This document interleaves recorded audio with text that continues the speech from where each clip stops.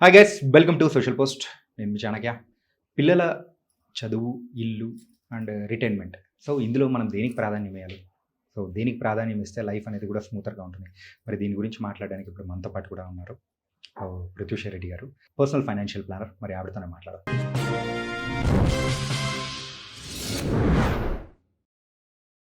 నమస్తే మ్యామ్. నమస్తే అండి. మ్యామ్, మరి ఈ మూడిట్లో మనం దేనికి ప్రాధాన్యం ఇవ్వాలి? మూడింటిలో మెయిన్గా ఇంపార్టెంట్గా చూసుకుంటే ప్రతి ఒక్కరు కూడా ఫస్ట్ దేనికి ఇంపార్టెన్స్ ఇస్తారు మీ ప్రకారం మీరు ఆలోచిస్తే? ఇట్స్ స్టేజెస్ వైజ్ అనేది వెళ్ళిపోతూ ఉంటుంది. యా, మీ మైండ్ సెట్లో ఏది ఫస్ట్ వస్తుంది ఈ మూడింటిలో? పిల్లల చదువు. ప్రతిసారి ప్రతి ఒక్కరం కూడా ఫస్ట్ పిల్లల గురించే ఆలోచిస్తాము. కాకపోతే నేను ఇచ్చే సజెషన్ ఏంటి అని అంటే ఫస్ట్ రిటైర్మెంట్ గురించి ఆలోచించాలి. ఎందుకు అని అంటే ఎప్పుడు కూడా మనకి లైఫ్లో మనం ఆలోచిస్తే ఈ పిల్లలు, హోమ్ అండ్ రిటైర్మెంట్ మనం లాస్ట్లో పాయింట్అవుట్ చేస్తాం మనం మాట్లాడుకునేటప్పుడు కూడా. యాక్చువల్లీ ఎప్పుడు కూడా రిటైర్మెంట్ అనేది మనం ఫస్ట్లో పాయింట్అవుట్ చేయాలి. ఎందుకు? మనకి ఫ్యూచర్లో సపోజ్ పిల్లల చదువులో ఏదన్నా ప్రాబ్లం వచ్చి అప్పటికి మనం అక్యుములేట్ చేయలేకపోయాం అనుకోండి డబ్బులు, we can go to education loan. And same home loan కూడా దొరుకుతుంది మనకి. మనం ఎర్నింగ్ ఉన్నాము అని అంటే we can go for these 2 loans. కాకపోతే రిటైర్మెంట్కి ఎక్కడన్నా ప్రపంచంలో లోన్ ఇస్తున్నారా? లేదు. సో విచ్ ఇస్ ఇంపార్టెంట్ ఇప్పుడు? రిటైర్మెంట్ అనేది చాలా ఫస్ట్ మనం తీసుకోవాల్సిన ప్రయారిటీ. అట్లీస్ట్ మనము మినిమం కన్సిడరేషన్ అయినా దానికి ఇవ్వాలి. ఇప్పుడు సపోజ్ ఒక మంత్లీ ఎస్ఐపి మనము 10,000 అమౌంట్ చేస్తున్నాం అనుకోండి. ఈ 3లో మనం కేటగరైజ్ చేయాలి అని అంటే ఈక్వల్గా డివైడ్ చేయండి. లేకపోతే ఏది ఫస్ట్ ఎక్కువ ప్రయారిటీ ఉంది మనకి దానికి కొద్దిగా ఎక్కువ అమౌంట్ పెట్టండి. సపోజ్ మీకు పిల్లల చదువు ఎక్కువ ప్రయారిటీ అనుకోండి, ఆ 10,000లో 5,000 పిల్లల చదువుకు పెట్టండి. అండ్ దెన్ ఇల్లు కన్నా ముందు వచ్చేది రిటైర్మెంట్ ప్లానింగే రావాలి ఖచ్చితంగా ఎవరికైనా. ఎందుకంటే ఆ ఏజ్లో మనం పిల్లల పైన డిపెండ్ అవ్వకుండా వాళ్ళకి ఒక ఫ్రీ లిబర్టీగా ఆలోచించే థాట్స్ ఇవ్వడం కానివ్వండి, వాళ్ళ లైఫ్ని వాళ్ళు ఫ్రీగా ఎంజాయ్ చేసే అవకాశం మనం వాళ్ళకి ఇస్తే అదే మనం వాళ్ళకి ఇచ్చే చాలా పెద్ద గిఫ్ట్ అనుకోవచ్చు. సో మన రిటైర్మెంట్, మన ఖర్చులు మనం చూసుకున్నాం అనుకోండి, సో పిల్లలు వాళ్ళ లైఫ్లో వాళ్ళు హ్యాపీగా ఉంటారు. మనం వాళ్ళపైన డిపెండెడ్ అయ్యే అవసరం కూడా ఉండదు. సో అందుకే మిగతా 5,000 ఏదైతే ఉందో దాంట్లో మనం ఒక 3,000 రిటైర్మెంట్కి ప్లాన్ చేసుకొని దెన్ లాస్ట్లో హౌస్కి వెళ్ళండి.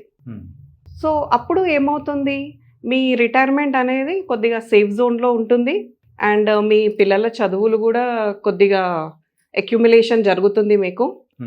అండ్ నెక్స్ట్ వచ్చేసి మీ ఇంటి ప్లాన్ ఏదైతే ఉందో దాన్ని కూడా మీరు కొద్దిగా తీర్చుకున్న వాళ్ళు అవుతారు. ఎందుకంటే 10,000 ఎస్ఐపి అంటే మనం 10,000 దగ్గరే ఆగిపోం కదా, మనం పెంచుతూ ఉంటాం. మన శాలరీ పెరిగినప్పుడల్లా we have to go for a step up SIP. So ఇప్పుడు సపోజ్ ఈ ఇయర్ మనం 10,000 పెడుతున్నాము, ఒక 10% స్టెప్ అప్ లాగా తీసుకున్నాం అనుకోండి, నెక్స్ట్ ఇయర్ ఒక 11,000 చేంజ్ అవుతుంది, ఆ నెక్స్ట్ ఇయర్ ఒక 12,000 చేంజ్ అవుతుంది. సో అలా పెరుగుతూ వెళ్ళినప్పుడు మన అక్యుములేషన్ కూడా పెరుగుతూ వెళ్తుంది. సో ఎప్పుడు కూడా మనము పిల్లల చదువుల గురించి ఆలోచించకన్నా ముందు మన రిటైర్మెంట్ ప్లానింగ్ ఆలోచించుకోవడం చాలా ఇంపార్టెంట్. ఓకే. అండ్ ఈ రకంగా చూసుకుంటే ప్రిఫరెన్సెస్ అనేది కూడా కొంచెం చేంజ్ అవుతూ ఉంటాయి కదా. అంటే కొందరైతే స్టార్టింగ్ నుంచే ఫస్ట్ నుంచే అమ్మో రిటైర్మెంట్ అంటే ఎప్పుడో ఉంది కదా, సో ఇల్లు ఇప్పుడు ఉంది కదా, ఇల్లే ప్లాన్ చేసుకుందాం అని కూడా అనుకుంటారు కదా. యా, ఇప్పుడు ఒక వ్యక్తి ఉన్నారు అనుకుందాం, మిడిల్ క్లాస్. సో వాళ్ళ లైఫ్లో ఒక ఇల్లు కొనుక్కోవడం వాళ్ళకి చాలా పెద్ద గోల్. ఒక ఇల్లు కొనుక్కున్నారు, రిటైర్మెంట్ ఏం ప్లాన్ చేసుకోలేదు, పిల్లల ఎడ్యుకేషన్ అయిపోయింది, పిల్లల ఎడ్యుకేషన్ ప్లాన్ చేశారు, everything is perfect, but they missed retirement planning miss చేశారు. ఆ ఇల్లు వాళ్ళకి డబ్బులు ఇస్తుందా రిటైర్మెంట్ ఏజ్లో? లేదు. మరి ఎక్కడి నుంచి వస్తాయి ఈ రిటైర్మెంట్ ఏజ్లో డబ్బులు? రిటైర్మెంట్ ఏజ్ అనేది it is not that we have to take, మనం టోటల్గా లీజర్గా కూర్చొనే ఉండాలి అన్నది కాదు. రిటైర్మెంట్ అంటే మనం కొద్దిగా ఇప్పుడు మనం ఒక 12 hours కష్టపడుతున్నాము డేలో అని అంటే అప్పుడు ఒక 6 hours కష్టపడదాము. సో ఆ 6 hours మనం ఏదైతే ఎర్న్ చేస్తున్నామో అది మన లైఫ్ స్పెండింగ్కి సరిపోకపోవచ్చు. దానికి ఇంకొక కొంచెం యాడ్ ఆన్ చేయడమే ఈ రిటైర్మెంట్ ప్లానింగ్కి ఒక పెద్ద ఉద్దేశం అవుతుంది. ఇప్పుడు ఎందుకు అనంటే మనకి ఇన్ఫ్లేషన్ చాలా ఎక్కువగా పెరిగిపోతుంది డే బై డే. మనం ఎంత రిటైర్మెంట్ ప్లానింగ్ చేసుకున్నా కానీ ఆ టైంకి మన ఎక్స్పెన్సెస్కి మనం రీచ్ అవ్వలేకపోవచ్చు. సో ఇప్పుడు ఒక 60 years ఏజ్ అని అంటే it's not that old age, అంత ఓల్డ్ ఏజ్ కాదు. మనం కొద్దిగా వర్క్ చేయగలుగుతాం. సో ఇప్పుడు మనకు ఒక 1 lakh శాలరీ వస్తుంది అనుకుందాం రిటైర్మెంట్ ఏజ్లో. వాళ్ళు 60 years ఏజ్కి రిటైర్మెంట్ తీసుకున్నప్పుడు వాళ్ళకి ఒక 1 lakh శాలరీ వస్తుంది అనుకుందాము సపోజ్. సో వాళ్ళు అట్లీస్ట్ ఒక 40,000 ఎర్న్ చేయడానికన్నా ట్రై చేయాలి next 5 to 6 years or 10 years అయినా పర్లేదు. సో ఏమవుతుంది, టోటల్గా ఈ కార్పస్ పైనే డిపెండ్ అవ్వకుండా, టోటల్గా పిల్లల పైనే డిపెండ్ అవ్వకుండా వాళ్ళు కూడా ఏదో ఒక టర్న్ చేసుకునే పొజిషన్లో ఉంటారు. ఓకే. అండ్ అందరికీ ఇది వర్కౌట్ అవుతుందంటే కొందరికి వాళ్ళ హెల్త్ సహకరించకపోవచ్చు. అట్లీస్ట్ సహకరించే వాళ్ళైనా, ఎవరైతే మంచిగా ఉన్నారో స్ట్రాంగ్గా ఉన్నారో వాళ్ళైనా ఈ పద్ధతి ఫాలో అయితే బాగుంటుంది. అండ్ ఈ రిటైర్మెంట్ ప్లానింగ్ అనేది ఎప్పుడు కూడా మనం ఫస్ట్ పెడితేనే మనకి వేరే ప్లానింగ్స్ అనేటివి కూడా చేయడానికి మంచి స్కోప్ దొరుకుతుంది. 25 to 30 ఉన్న టైంలలో రిటైర్మెంట్ అంటే అస్సలు దాని గురించి ఆలోచించరు. యా, ఆ టైంలో అంటే ఇల్లు, ఒకవేళ పెళ్ళి ఏంటంటే నెక్స్ట్ పిల్లలు వస్తే ఆ పిల్లల తర్వాత దట్ సెకండ్ ప్రిఫరెన్స్ ఆ Yeah. ఎండ్ ఆఫ్లో వస్తూ ఉంటుంది. యా. సో ఇప్పుడు ఈ 25 to 30 కానీ లేకపోతే 35 ఉన్న వాళ్ళు ఏది చూస్ చేసుకోవాలంటారు? యా 25 to 30 ఉన్న వాళ్ళు మెయిన్గా first they have to plan for retirement only. చెప్పేది ఫస్ట్ మీ ప్లానింగ్లో మీకు రావాల్సింది స్టెప్ బై స్టెప్ మనం వెళ్తే ప్లానింగ్లో ఫస్ట్ మనం ఎమర్జెన్సీ ఫండ్ అని చూస్ చేసుకుంటాము.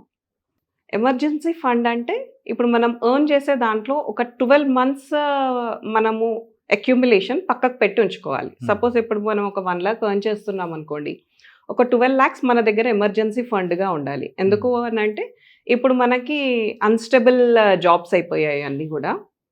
సో ఖచ్చితంగా ఎమర్జెన్సీ ఫండ్ ఉండాలి. దెన్ నెక్స్ట్ ఇన్సూరెన్సెస్ వస్తాయి, health insurance, term insurance, and then retirement planning, and then మళ్ళీ మన హోమ్ ప్లానింగ్ కానివ్వండి, మన చిల్డ్రన్ ప్లానింగ్ కానివ్వండి, అవన్నీ step by step go on అవుతూ ఉంటాయి. ఇప్పుడు 25 years ఏజ్ అబ్బాయికి కానీ అమ్మాయికి కానీ రిటైర్మెంట్ ప్లాన్ చేసుకోండి అని అంటే అది చాలా లాంగ్ వే.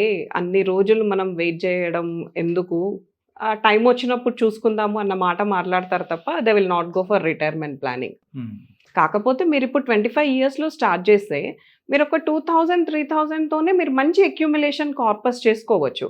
అదే మీరు ఒక 45 లేకపోతే 35 yearsకి స్టార్ట్ చేసినా కానీ అక్కడ టైం ఫ్రేమ్ చాలా తక్కువ ఉంటుంది. టైం ఫ్రేమ్ తక్కువ అయ్యేసరికి మీరు ఎంత ఎక్కువ ఇన్వెస్ట్మెంట్ చేసినా కానీ మీరు అనుకున్న అక్యుములేషన్ చేసుకోలేకపోవచ్చు ఆ టైంలో. సో ఎప్పుడు కూడా మనం యంగ్ ఏజ్లో స్టార్ట్ చేస్తే తక్కువ అమౌంట్తో ఎక్కువ కార్పస్ బిల్డ్ చేయొచ్చు because of this time frame. Okay and it was nice and thank you so much. Yeah.